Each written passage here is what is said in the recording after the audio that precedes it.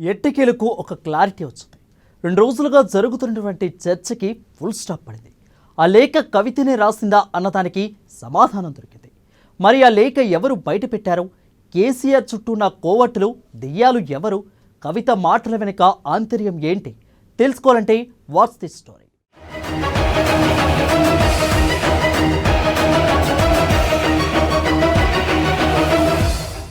రెండు రోజులుగా ఎక్కడ చూసినా ఒకటే టాపిక్. తండ్రికి లేఖ రాయడం ఏంటి? ఆమెదైనా చెప్పాలనుకుంటే డైరెక్ట్గా చెప్పొచ్చు కదా. లేఖలో చెప్పాల్సిన అవసరం ఏమొచ్చింది? ఒకవేళ లేఖ రాస్తే మే 2న రాసినటువంటి లేఖ ఇప్పుడు బయటికి ఎందుకు వచ్చింది? అది కవిత లేని సమయంలో. లేఖ ఉద్దేశపూర్వకంగానే బయటకు వచ్చిందా, లేదంటే అనుకోకుండా బయట పెట్టారా? ఇలా కొన్ని ప్రశ్నలకి సమాధానం దొరికింది, కానీ మరికొన్నిటికి సమాధానం రాలేదు.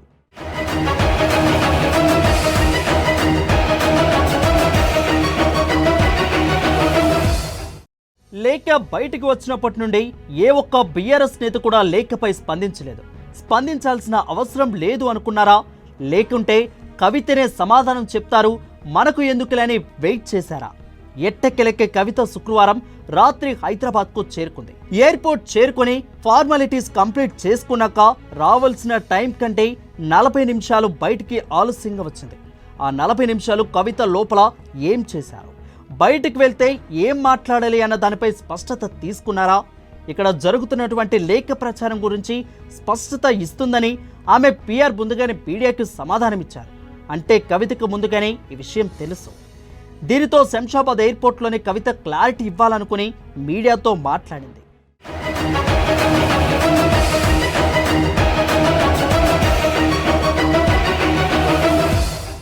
లేఖ రాసిన మాట వాస్తవమే, కానీ అది ఇప్పుడు ఎలా బయటకు వచ్చింది? పార్టీలో ఉన్న వాళ్ళే బయట పెట్టారు. నేను ఎన్నోసార్లు కేసీఆర్కి లేఖ రూపంలో అభిప్రాయాలను వ్యక్తం చేశాను. ఈసారి కూడా పార్టీలో ఉన్నటువంటి కార్యకర్తలు, సీనియర్లు అందరూ చెప్పినటువంటి విషయాలు, నా దృష్టికి వచ్చినటువంటి అంశాలని లేఖలో ప్రస్తావించానే తప్ప నాకు పర్సనల్ ఎజెండా అంటూ ఏమీ లేదని స్పష్టం చేశారు. కేసీఆర్ దేవుడు, కానీ కేసీఆర్ చుట్టూ దెయ్యాలు ఉన్నాయి. నేను రాసినటువంటి లేఖనే బయటకు వస్తే పార్టీలో ఉన్న ఇతరులు సామాన్యుల పరిస్థితి ఏంటి అన్న విషయాన్ని పార్టీలో చర్చించాల్సిన అవసరం ఉందని అన్నారు. నేను మొన్ననే చెప్పాను, నాపై కుట్ర జరుగుతుందని కొంత ఆవేదన వ్యక్తం చేశారు. బీజేపీ, కాంగ్రెస్ వాళ్లకు లేఖ బయటికి రాగానే కోతికి కొబ్బరి చిప్ప దొరికినట్లుగా అయిందని ఎద్దేవా చేశారు. కానీ టీఆర్ఎస్ పార్టీకి ఏం కాలేదు. కేసీఆరే మా నాయకుడు, కేసీఆర్ నాయకత్వంలోనే తెలంగాణ బాగుపడుతుందని, పార్టీ ముందుకు వెళ్తుందని అన్నారు. కుటుంబం, నాయకులు, పార్టీ అంతా బాగానే ఉంది. పార్టీలో కొంతమంది కోవట్టులు ఉన్నారు. కోవట్టులను పక్కన పెడుతూ పార్టీ ముందుకు వెళ్తుంది. అంతర్గతంగా రాసినటువంటి లేఖనే బహిర్గతమైందంటే పార్టీలో ఏం జరుగుతుందో ఆలోచించాల్సిన అవసరం ఉంది అని ఘాటు వ్యాఖ్యలు చేశారు. 2 వారాల క్రితం నేను గౌరవనీయులు పెద్దలు కేసీఆర్ గారికి ఒక లేఖ రాయడం జరిగింది. నేను ఈ విధంగా కేసీఆర్ గారికి ఇదివరకు కూడా నా ఒపీనియన్స్ ఎప్పుడున్నా కూడా లేఖ ద్వారా చెప్పడం జరిగింది. అయితే ఈసారి నేను మొన్ననే చెప్పున్నాను, కుట్రలు కుతంత్రాలు జరుగుతూ ఉన్నాయని. నేను చెప్పిన కొద్ది రోజుల్లోనే మరి నేను అంతర్గతంగా కేసీఆర్ గారికి రాసినటువంటి ఉత్తరం బహిర్గతం కావడం అన్నది, ఇది మరి ఏం జరుగుతుందో అన్నది పార్టీలో ఉన్నటువంటి మనందరం, తెలంగాణ ప్రజలందరూ కూడా ఆలోచించుకోవాల్సినటువంటి విషయం. నేను వేరే ఏం విషయాలు చెప్పలేదు. నేను కేవలం పార్టీలో ఉండేటటువంటి అన్ని స్థాయిలో ఉన్నటువంటి నాయకులందరూ అనుకుంటున్నటువంటి విషయాలు. దాదాపు సగం తెలంగాణ నేను ఈ సందర్భంగా ఈ మధ్యలో టూర్ చేసినటువంటి సందర్భంలో తెలంగాణ ప్రజల విషయాలు మాత్రమే నేను పెద్ద ఎత్తున చెప్పడం జరిగింది తప్పితే నా పర్సనల్ ఎజెండా ఏమీ లేదు.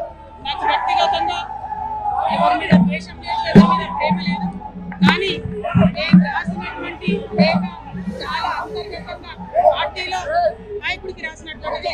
అటువంటిది బహిర్గతం ఏంటంటే మరి దాని వెనుక ఉన్నది ఎవరు అన్నటువంటిది ఆలోచించుకోవాల్సినటువంటి సందర్భం. కేసీఆర్ గారు దేవుడు, కేసీఆర్ గారు దేవుడు, కానీ కేసీఆర్ గారి చుట్టుకొని దయ్యాలు ఉన్నాయి. వాళ్ళ వల్ల చాలా నష్టం జరుగుతున్నది. పార్టీలో ఉండేటటువంటి నాకు, నేను కేసీఆర్ గారి కూతుర్ని, అంతరంగికంగా నేను రాసినటువంటి లేఖనే బయటికి వచ్చిందంటే మరి ఇతర సామాన్యుల సంగతి, ఇతరుల పరిస్థితి ఏంటి పార్టీలో అనేది ఇవాళ చర్చ జరగాల్సినటువంటి అవసరం ఉన్నది. అయితే ఈ లేఖ ఈ విషయం అంతా చూసుకొని కాంగ్రెస్ బీజేపీ పార్టీలు బాగా సంబరపడుతున్నట్టున్నాయి.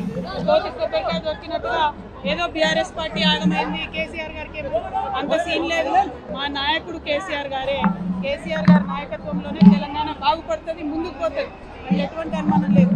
కేసీఆర్ గారి నాయకత్వంలోనే బీఆర్ఎస్ పార్టీ కూడా ముందుకెళ్తుందని చెప్పి నేను బలం. బీజేపీ కానీ కాంగ్రెస్ కానీ తెలంగాణ ప్రజలకు నిలబెట్టింది ఏమీ లేదు. రెండు పార్టీలు కూడా తెలంగాణను ఫెయిల్ చేసినాయి. ఆ రెండు పార్టీలకు కూడా ఆల్టర్నేటివ్ కేసీఆర్ గారి నాయకత్వమే. ఆ కేసీఆర్ గారి నాయకత్వంలోనే తెలంగాణ ముందుకు వెళ్తుందని చెప్పి నేను బలంగా నమ్ముతా ఉన్నాను. పార్టీలో ఫైర్ బ్రాండ్ గా పేరొందిన కవితకే ప్రాధాన్యత కరువైతే మిగిలిన వాళ్ళ పరిస్థితి ఏంటి? పార్టీలో కేసీఆర్ దగ్గరగా ఉన్న వాళ్ళు ప్రస్తుతం బీఆర్ఎస్ లో లేరు. పార్టీ అధికారంలో ఉన్నప్పుడు కూడా ఇద్దరు ముగ్గురు మినహా పెద్దగా కేసీఆర్ పర్సనల్ పనులలో ఎవరు ఇన్వాల్వ్ కారని ప్రచారం. కేసీఆర్ని కలవాలన్నా, ఏం మాట్లాడాలనుకున్న అంశం కూడా వాళ్లకు చెప్పాల్సిందే. వాళ్ళు ఓకే చేసి అపాయింట్మెంట్ ఇస్తేనే కేసీఆర్ వరకు వెళ్ళాలి. మరి కవితకి ఆ పరిస్థితి ఉండదు. డైరెక్ట్గా వెళ్ళొచ్చు, కలవచ్చు.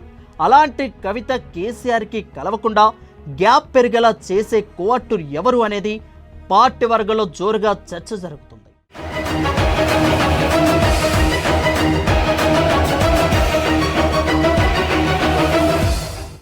లేక నేనే రాసిన అని క్లారిటీ ఇచ్చినప్పటికీ కొన్నిటికి సమాధానం చెప్పకుండా దాటివేశారు. లేఖ రూపంలో కాకుండా డైరెక్ట్గా కేసీఆర్తో వెళ్ళి ఎందుకు మాట్లాడలేదు అన్న అంశాన్ని స్పష్టత ఇవ్వలేదు. కానీ నాకు ఎవరిపైన ద్వేషం లేదు, ఎవరిపైన ప్రేమ లేదు అంటూనే పార్టీలో కోవట్టులు ఉన్నారని ఘాటు వ్యాఖ్యలు చేసింది. చూడాలి మరి కవిత వ్యాఖ్యల వెనుక ఉన్నటువంటి ఆంతర్యం ఏమిటి అనేది, కోవట్టులు ఎవరు అనేది బీఆర్ఎస్ పార్టీ తెలుసుకుంటుందా అనేది.